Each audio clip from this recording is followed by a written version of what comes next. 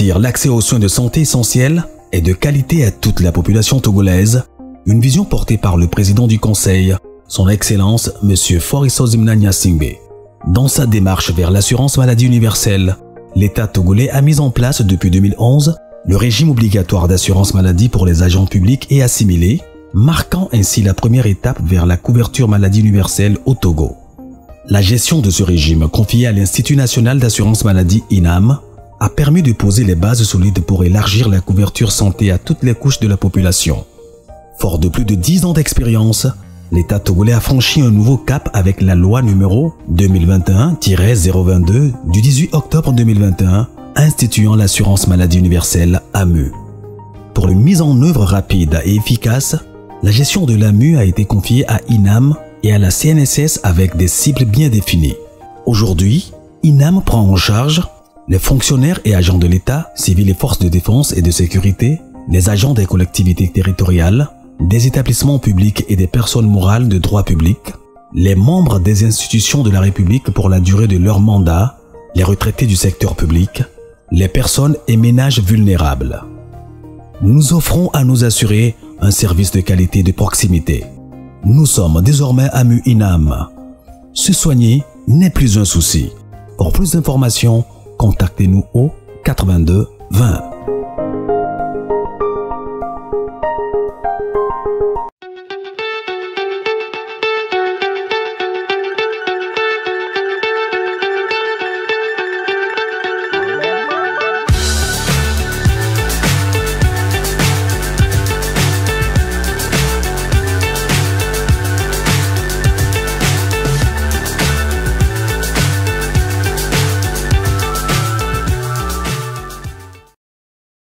Nouveau rendez-vous sur Direct 7. Bonjour et merci de nous choisir au cours de cette émission en tout cas qui vous permet d'avoir un large aperçu sur les différents projets réalisés bien sûr dans notre pays, le Togo, mais aussi ailleurs. Une émission, vous connaissez déjà le nom, au cœur des projets. Justement par rapport à un projet, nous parlons aujourd'hui de l'AMU, Assurance Maladie Universelle, en tout cas confiée à deux organes gestionnaires depuis 2024. Nous parlons déjà de la CNSS, Caisse nationale de sécurité sociale, mais aussi de l'INAM, Institut national d'assurance maladie. Justement pour ce deuxième gestionnaire, nous avons deux invités pour vous ce matin pour parler de la prise en charge des personnes âgées. Nous parlerons bien sûr des avantages, mais aussi des règles de délivrance des soins. Deux invités, bien sûr, je vais commencer par un docteur, lui s'appelle Mba Kofi Barandaoui, il est directeur des affaires médicales et de la lutte contre la fraude. Bonjour et bienvenue. Bonjour. J'espère que vous allez bien. Ça va. Ça peut aller. Ça peut aller. Un bon docteur, ça va. L'autre, il est chef de département communication et relations publiques, autrement dit, il maîtrise bien sûr la parole. Il va nous en dire plus. Il s'appelle Tibzi. Bonjour et bienvenue. Bonjour à Direct 7. Je dis bonjour à toutes les auditrices et auditeurs de votre chaîne de télé web Direct 7. Je reste justement avec vous. Nous parlons de l'AMU, Assurance Maladie Universelle. C'est après on nous regarde à la maison. Peut-être d'aucuns pourront se poser la question de savoir mais de quoi il s'agit concrètement. Vous allez nous donner un aperçu large, les avantages et les bénéficiaires. Bien, disons que l'assurance maladie universelle est un projet prioritaire de la feuille de route gouvernementale 2025.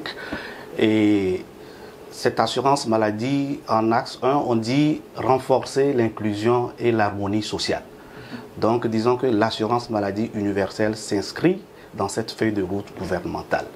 Et en le définissant de façon simple, on dit que c'est de permettre à toute la population de bénéficier des soins de santé essentiels et de qualité. Vous voyez, donc pour faire simple, ça dit que l'État dit on va mutualiser le risque, on va faire en sorte que toute la population puisse se faire soigner sans trop de soucis. Est-ce que l'installation de l'AMU vient d'un constat donné ou c'est juste un élément clé, un axe stratégique d'un projet banal, je sais, j'en sais rien?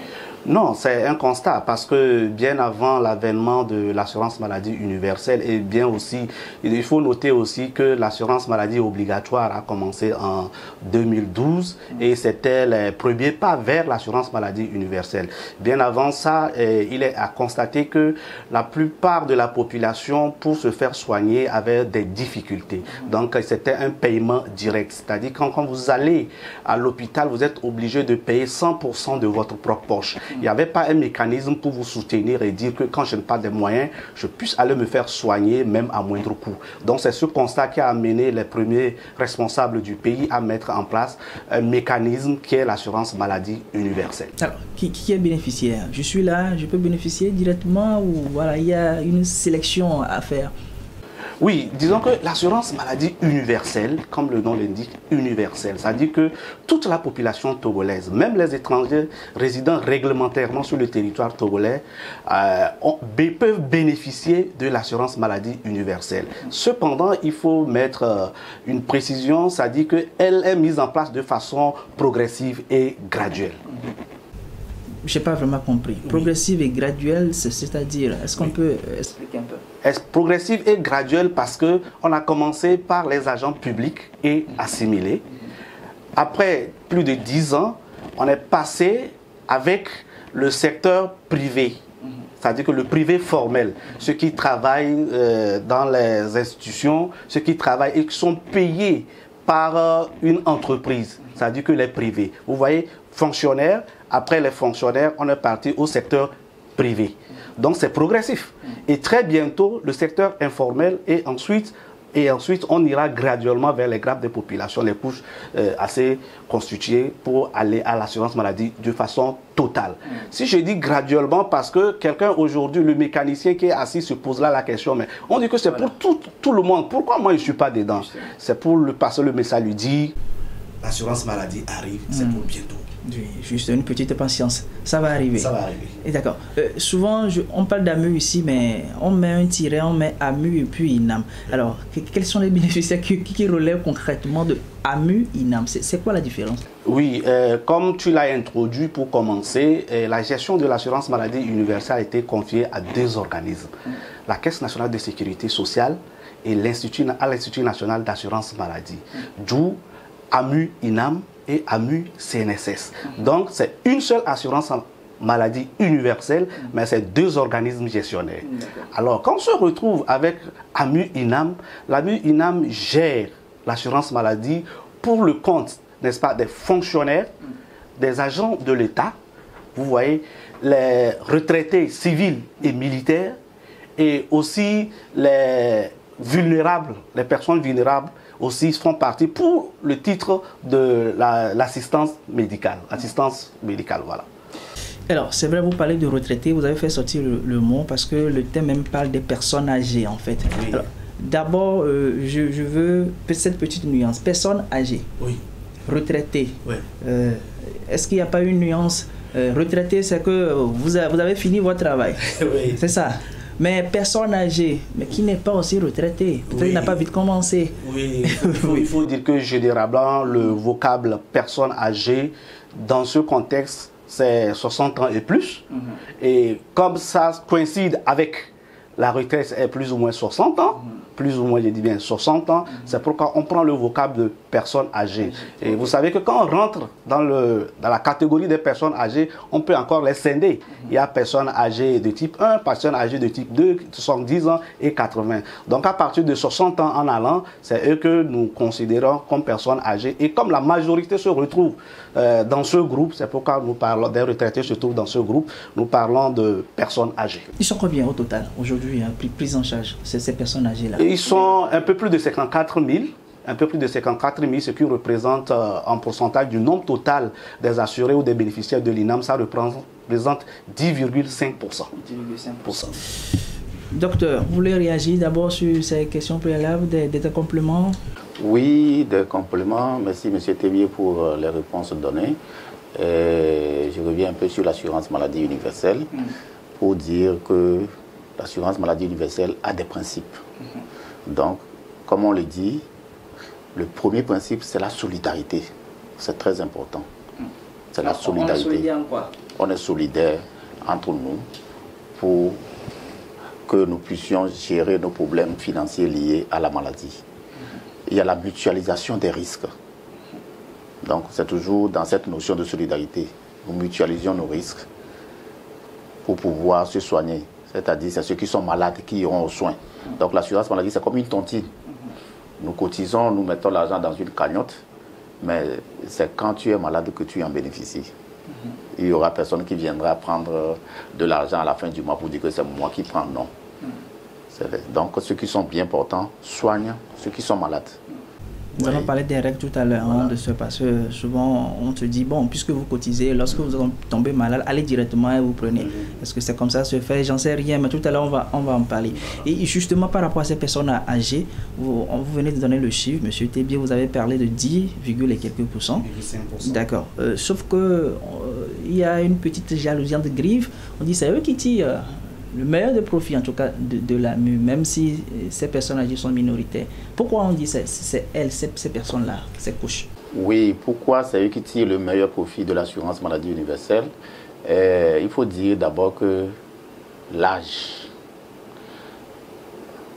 plus tu prends de l'âge, plus tu es confronté aux problèmes de pathologie chronique. Ce que nous appelons les pathologies chroniques, c'est des pathologies qu'on acquiert souvent avec l'âge et que tu es obligé de traiter à vie. À vie. À vie. Puisque l'organisme en lui-même, plus tu prends de l'âge, plus il y a ton immunité qui baisse, plus on est confronté à des problèmes d'équilibre physiologique de l'organisme. Donc apparaissent automatiquement des maladies. Et souvent, c'est les maladies chroniques telles que les pathologies cardiaques, le cancer, etc. etc. Tension, voilà, tout ça. Donc, vous allez constater que quand on est à la retraite, la cotisation, par exemple, c'est 5% de votre pension. Alors que celui qui est actif, c'est 10%. Ça veut dire que 5% sur son salaire et 5% par l'employeur. Chez nous, c'est l'État. Donc 5% sur le salaire de l'agent et puis 5% par l'État. Donc ça fait 10%. Alors que lui, donc la pension, ton salaire n'est plus le même et c'est 5% qu'on prélève sur la pension. Donc, mais c'est eux qui bénéficient plus en ce moment de l'assurance maladie universelle parce que les pathologies chroniques, on les rembourse bien. Et ça coûte excessivement cher pour l'assurance maladie universelle. Ce qui fait que c'est eux qui en bénéficient plus. Qui en bénéficient plus. Oui, vous voulez réagir par rapport à ça? Oui, c'est ce qu'il a dit. Il faut caricaturer ce que l'abus apporte aux personnes âgées de façon précise, c'est que ils ont plus de pathologies à soigner. C'est eux qui cotisent moins. Vous voyez, vous prenez les fiches TPC, traitement de pathologie chronique, il peut arriver qu'une seule personne âgée ait plus de 4 pathologies. L'hypertension, glaucome, diabète. Mais il cotise 5%, mais il en bénéficie plus. Et c'est d'où, le docteur a dit tout à l'heure, la solidarité. Nous qui sommes bien portants aujourd'hui, nous cotisons pour renforcer le traitement des personnes âgées. C'est un peu le circuit, ça. C'est un peu le circuit. Et nous qui sommes bien portants, nous le faisons. Ce qui est sûr, par la grâce de Dieu, nous allons vieillir un jour. Et les autres qui seront moins âgés que nous, cotiseront pour renforcer. Et ceux qui sont plus nantis, je ne veux pas dire riches, mais ceux qui sont plus nantis, quand on prend 5% de leur salaire, c'est un peu plus haut, mais ils cotisent aussi pour renforcer ceux qui sont moins nantis. Donc c'est la solidarité dont il parlait. C'est ce que je voulais ajouter. Vous êtes docteur, vous avez parlé des pathologies, lesquelles reviennent couramment. Oui, et parmi les pathologies chroniques, permettez-nous de citer les 3 premières pathologies chroniques. En première position vient l'hypertension artérielle. En deuxième position, c'est le glaucome chronique. Le glaucome chronique, c'est l'hypertension oculaire. Et puis en troisième position vient le diabète. Docteur, je vais vous couper un peu, juste une petite parenthèse. J'étais à Anfouin pour un reportage.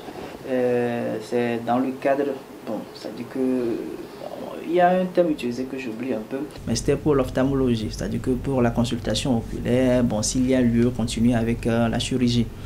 Mais j'étais étonné, malgré la communication, la sensibilisation, le jour là, en tout cas la masse qui était présente, je pourrais dire, hein, bon, ça c'est moi ma statistique, au moins 90% des personnes, c'est hypertension. Ça dit que c'est des gens qui ont déjà eu leur livret, c'est le mécanisme, mais qui se présentent pour dire, non, parce qu'il y a des cellules mises en place.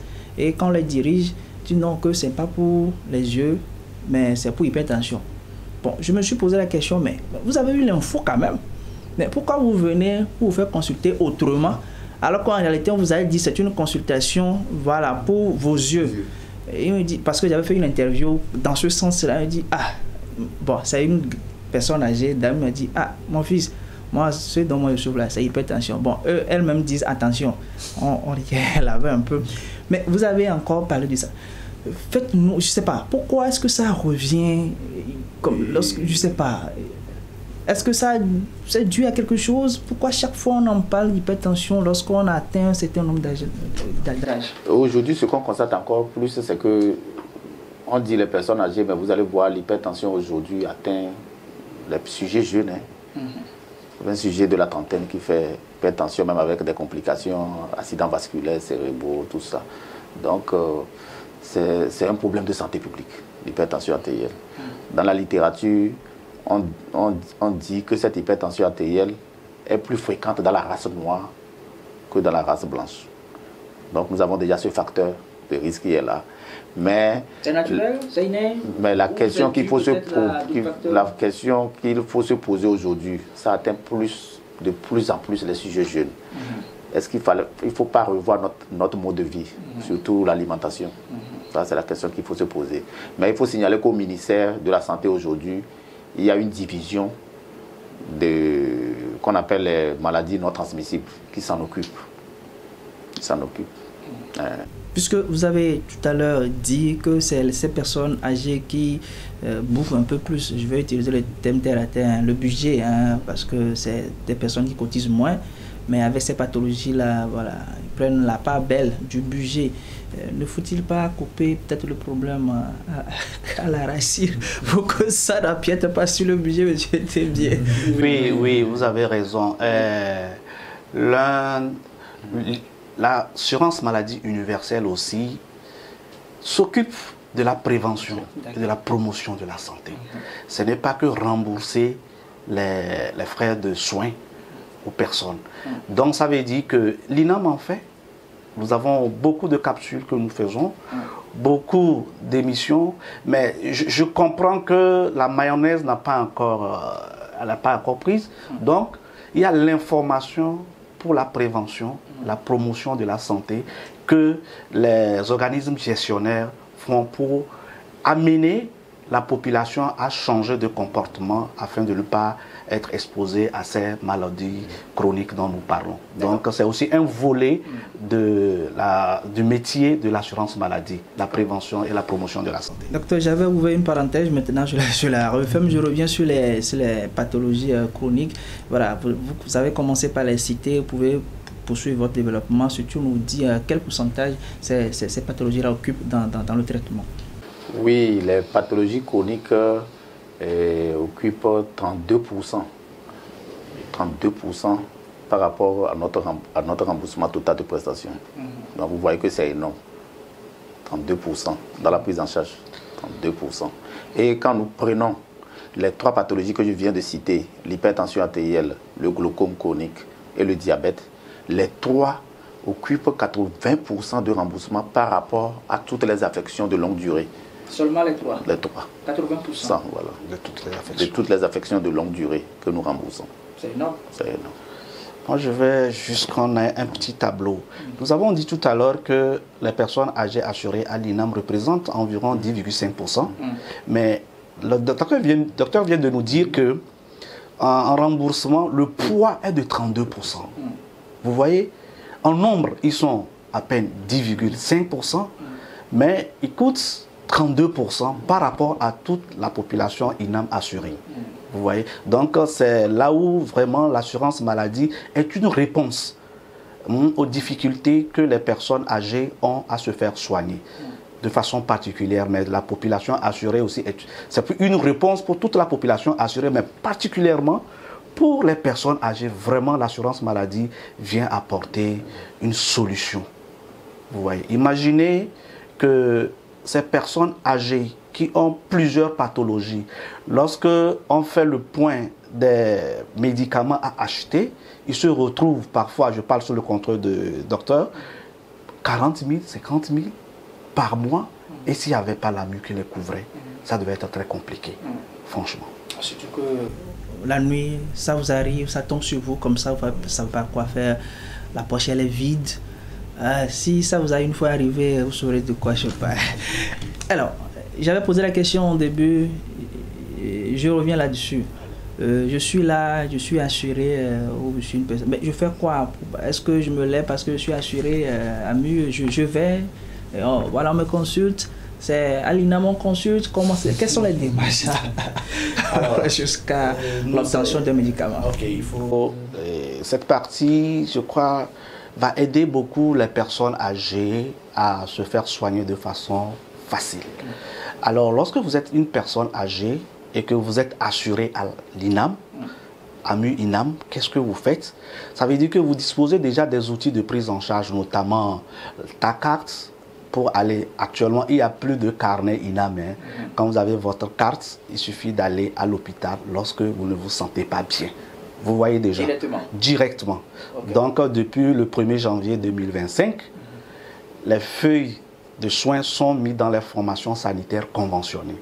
Ce n'est pas seulement pour les personnes âgées. Toute personne assurée à l'INAM va directement avec sa carte au sein de la formation sanitaire conventionnée pour se faire soigner.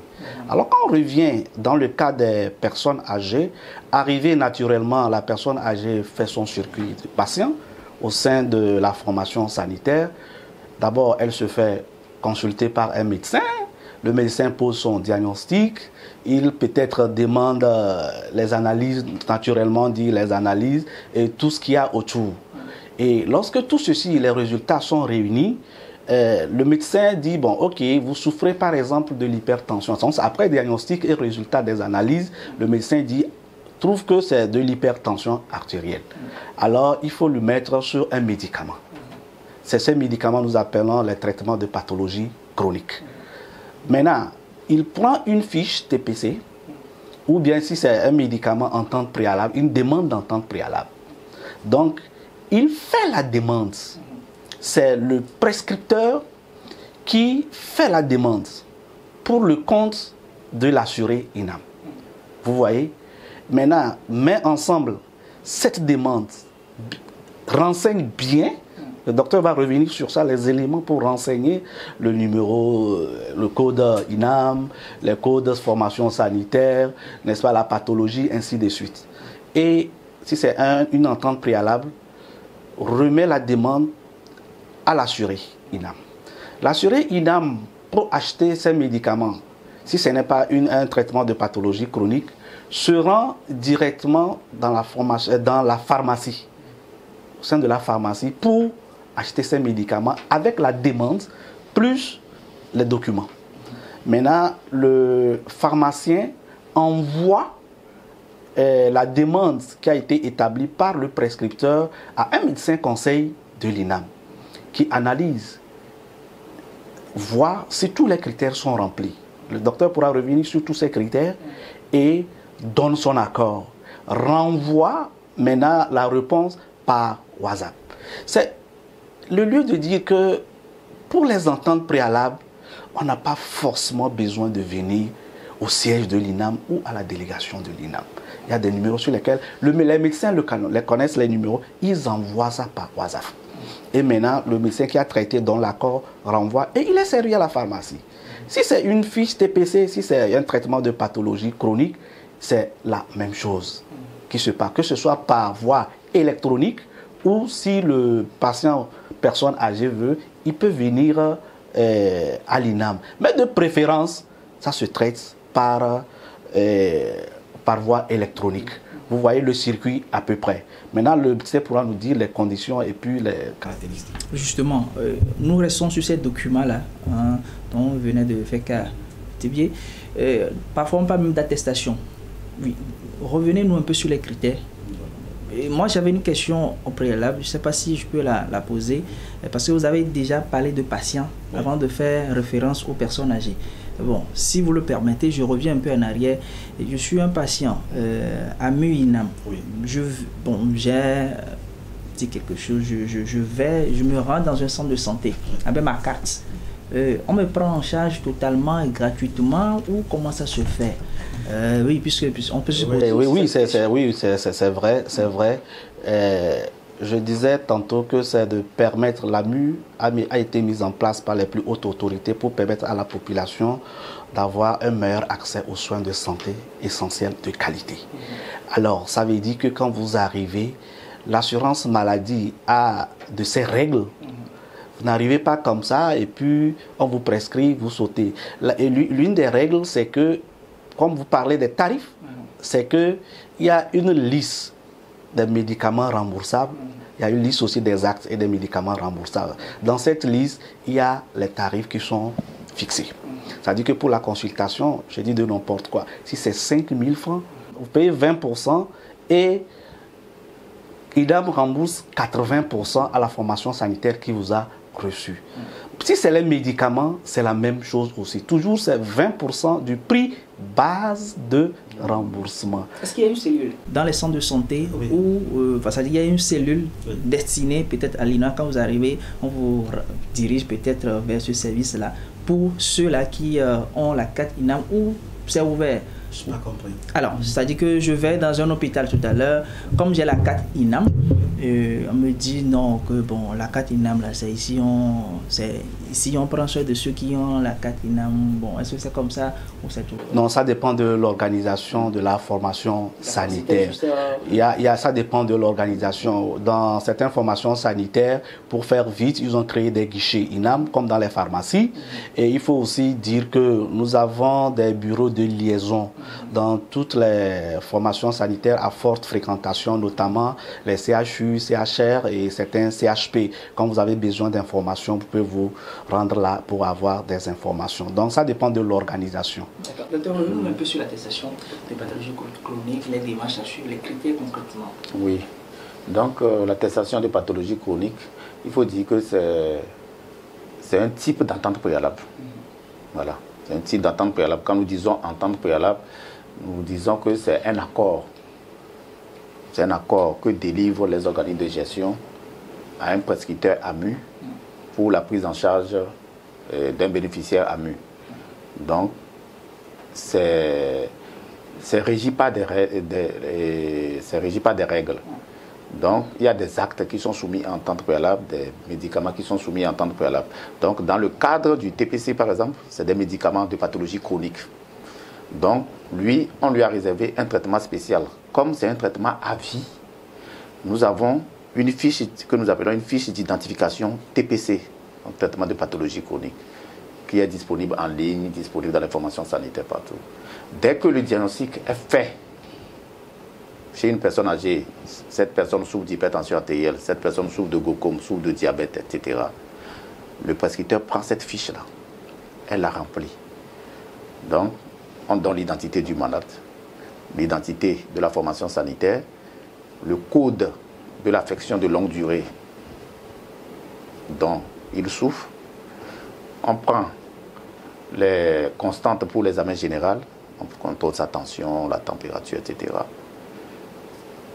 L'examen physique, on l'examine, qu'est-ce que ça a donné? On résume sur cette fiche les analyses qu'on a faites dans le cadre de cette maladie chronique. On lit ces analyses ou bien on fait copie de toutes ces analyses qu'on joint au dossier. Et à la fin maintenant, le traitement qu'il propose, la posologie, est-ce que c'est un comprimé par jour, c'est un comprimé fois 2 par jour. Nous, ça nous permet de calculer le nombre de boîtes par mois que ce bénéficiaire aura. Et il signe, il met son cachet, tout son téléphone.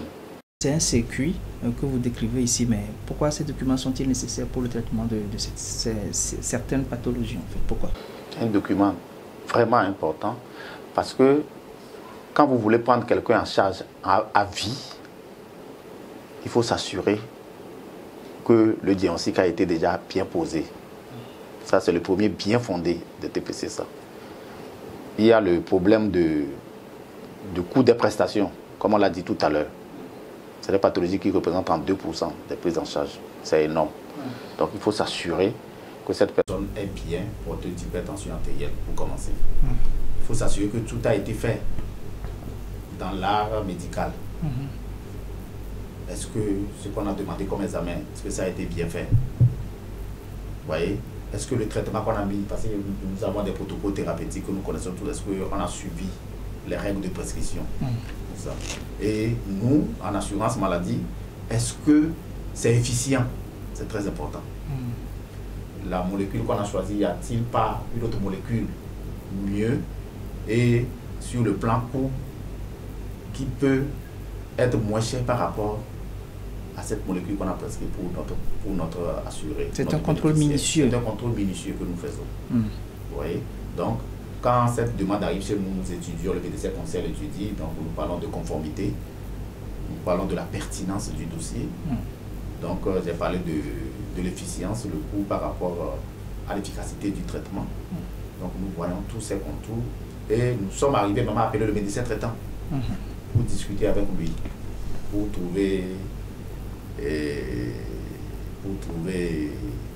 comment le dire, quand quelque chose ne va pas, on appelle le médecin traitant. Pourquoi vous avez fait ça? Il fallait faire plutôt ça. Pourquoi ne ferait-on pas ceci pour le bien du bénéficiaire? Donc, quand le dossier est bon, nous validons le dossier et maintenant nous délivrons ce que nous appelons les fiches TPC. Ça fait 6 fiches, c'est une fiche par mois. Donc, sur chaque fiche figure le mois destiné à la prise en charge de ces médicaments. Donc, le bénéficiaire aura à prendre la fiche qui correspond au mois. Si nous sommes au mois de juin, il prend la fiche qui correspond au mois de juin, il va en pharmacie, il achète ses médicaments. Au mois de juillet, même chose, il prend la fiche correspondant au mois de juillet jusqu'à finir ses fiches TPC et on lui donne une fiche pour le renouvellement. À 2 semaines de la fin du traitement, il doit ramener la fiche de renouvellement si le même traitement est reconduit pour se faire renouveler encore la fiche TPC. Parce que comme je l'ai dit, c'est un traitement à vie. Nous allons canaliser tout ça. Juste ajouter pour dire que les assurés, parfois ils ont l'impression que ça fait beaucoup de tracasseries. Nous sommes conscients. L'assurance maladie universelle, les organismes gestionnaires sont conscients et améliorent de façon continue les procédures pour faciliter la prise en charge. Les TPC dont on parle, le docteur a dit tout à l'heure que la personne est prise en charge à vie. Il faudrait quand même qu'on ne puisse pas payer de façon aveugle pour dire que juste on a prescrit, donc on lui donne. Mais on essaie juste de regarder. D'abord, c'est aussi pour s'assurer aussi que les prescriptions sont rationnelles, les prescriptions de qualité. Ils échangent entre eux, les médecins, et ils trouvent ce qui est bon pour l'assurer. Donc, c'est faire en sorte que l'assurance maladie universelle perdure dans le temps. On ne peut pas rembourser pour rembourser, mais c'est la pérennité du régime aussi qui est en place. On ne peut pas, après une génération, dire que l'assurance maladie universelle est tombée en faillite s'il n'y a pas de règles. Mais bien entendu, les organismes gestionnaires s'efforcent d'améliorer les procédures pour rendre facile la prise en charge. Je voudrais qu'on schématise un peu ces documents dont vous venez de faire cas. En fait, on a parlé d'attestation ici, on a parlé d'ici. Vous avez entre-temps aussi parlé de WhatsApp. On peut envoyer. Finalement, on se demande, bon, ces documents-là, on les retire comment? Ça dit c'est en un bloc? Par quel canal concrètement ça se fait? Oui, disons tout à l'heure, dans mon intervention, j'avais dit que c'est le médecin prescripteur qui fait la demande. Donc, du coup, les fiches, que ce soit en temps préalable ou les fiches de demande d'attestation de traitement de pathologie chronique, ces 2 documents, on peut les télécharger sur le site de l'INAM. Vous voyez, donc vous allez sur le site de l'INAM, service en ligne, vous rentrez dedans, il y a ces documents que le médecin prescripteur peut télécharger, imprimer, ou parfois aussi nous faisons le devoir d'imprimer, de déposer aussi dans les formations sanitaires, parce qu'il se pourrait qu'il n'y ait pas de connexion. Donc, ces feuilles sont accessibles directement sur le site ou disponibles dans la formation sanitaire. Vous voyez, donc les télécharges renseignent, comme je l'ai dit, dûment et mettre tout ce qu'il y a comme information utile et nécessaire pour permettre au médecin conseil de l'AMU INAM de pouvoir prendre une décision. Maintenant, quand il le fait, il le remet à l'assuré.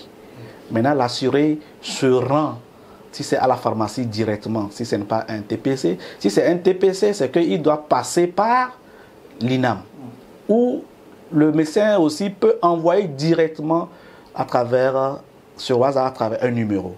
Mais si c'est un médicament où il doit se acheter directement dans une formation sanitaire, il y va et c'est envoyé en ligne, traité et reçu. D'accord. Avant de décrire le circuit, vous avez commencé par un patient qui se rend dans un centre de santé.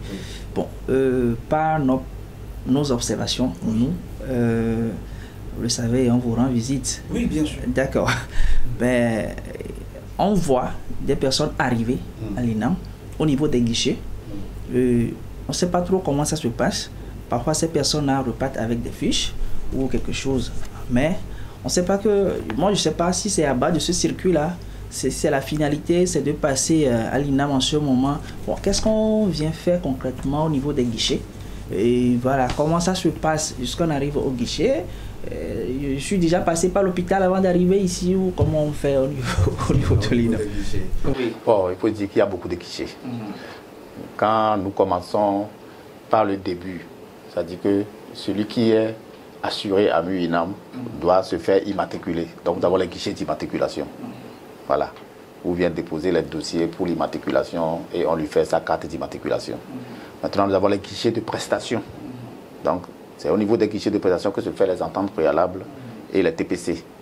Donc, celui qui amène une demande d'entente préalable s'adresse au guichet d'entente préalable. Celui qui amène une demande TPC s'adresse au guichet TPC. Nous avons les guichets de facturation. Les prestataires, à chaque fin du mois, amènent les factures. Donc, ils déposent ça à ces guichets de facturation. Parce que nous avons croisé une personne âgée entre-temps à l'INAM, l'un de vos sièges, en tout cas décentralisé.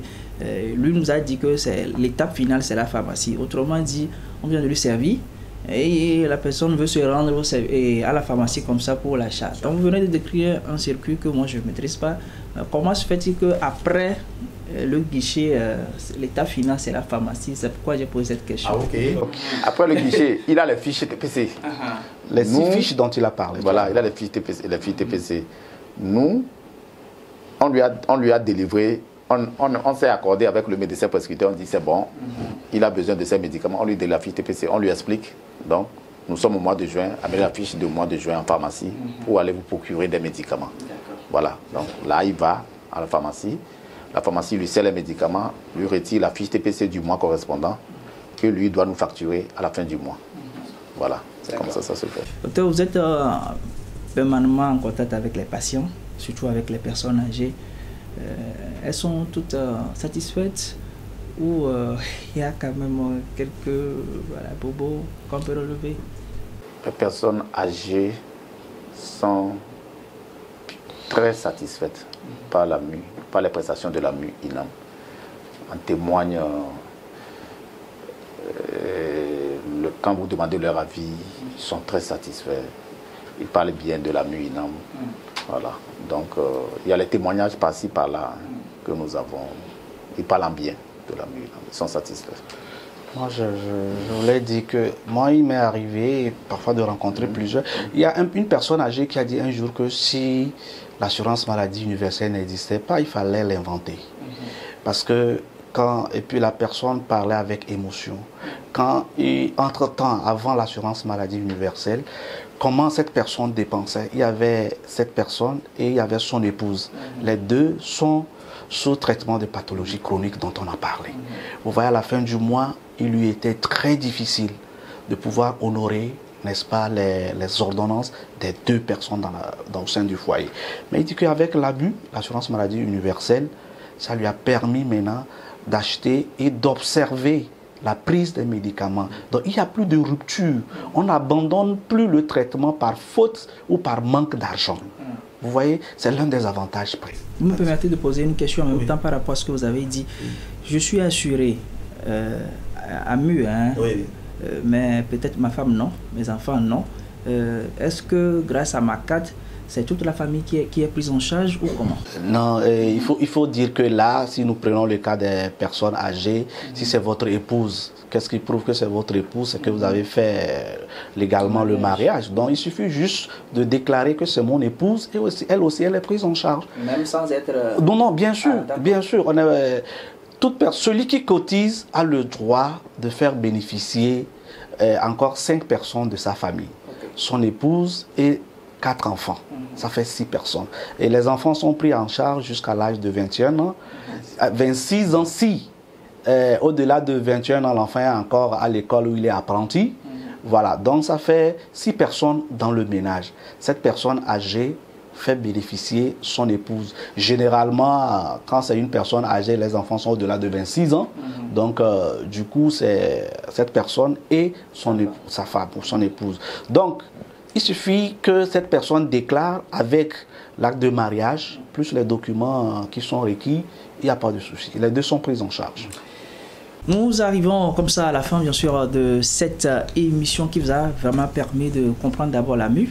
Oui, mais AMU-INAM, puisqu'il y a 2 organismes, on vient de le préciser. Mais une seule assurance maladie. Justement, voilà. Il y a juste 2 gestionnaires, hein, c'est ça la précision. Docteur, vous allez peut-être vos mots de fin avant de terminer avec TB. Oui, merci beaucoup. Mon mot de fin, le premier, ça va à l'endroit de l'État pour avoir permis à ce que l'assurance maladie universelle prenne effet, vraiment. Parce que c'est un joyau que nous a laissé l'État togolais. Donc nous devons travailler, toutes les générations doivent travailler pour le pérenniser pour les générations futures. Donc notre deuxième mot va à l'endroit des parties prenantes, les prestataires, les bénéficiaires, etc. C'est de pouvoir garder ce joyau en évitant des comportements dérapants. Quand nous parlons des comportements dérapants, c'est généralement les abus, les fraudes, pour que ce régime soit pérennisé. C'est très important. Merci beaucoup à vous, docteur. On va terminer, M. Tébié. Oui, je crois que je prends pour mon compte ce que le docteur vient de dire, l'État qui a permis que l'assurance maladie universelle soit effective et que les gens en bénéficient. Moi, je vais dire à tous nos assurés que nous comprenons parfois leurs préoccupations. Et l'AMU-INAM comme l'AMU-CNSS travaillent pour améliorer, je l'ai déjà dit, de façon continue, les procédures. Nous avons dit tout à l'heure les règles de délivrance des soins telles que les TPC, les ententes préalables, c'est pour que cette assurance soit pérenne. Et dès lors qu'ils sont confrontés à certaines difficultés, s'ils ont des plaintes ou ils ont des recommandations ou s'ils veulent s'adresser à l'INAM ou à la CNSS, passer par les canaux officiels, et puis ça va permettre de bien résoudre leurs problèmes.